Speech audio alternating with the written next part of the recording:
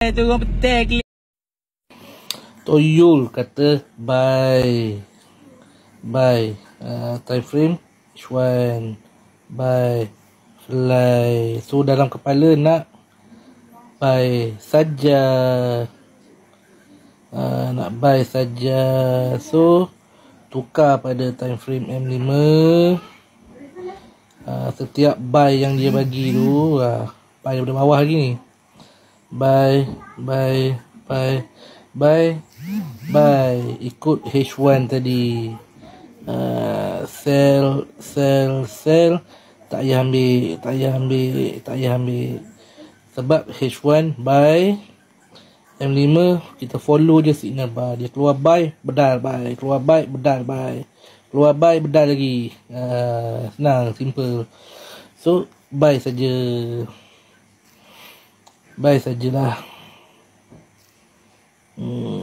Buy saja.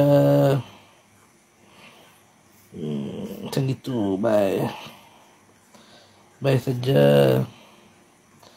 Sini buy, tembak buy, bapak dia buy.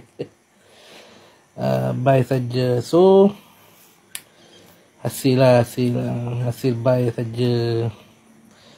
36 USD modal, profit 2k USD.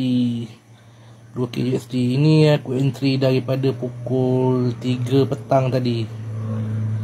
Siapa cakap modal tebal dia boleh main forex? Siapa cakap? Ni 36 USD dah. 36 USD profit 2k. Orang cakap apa? Akaun demo ni, ini demo. Ini akaun demo. Yes, demo.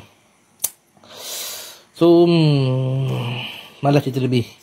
Raja Toyol kata bye.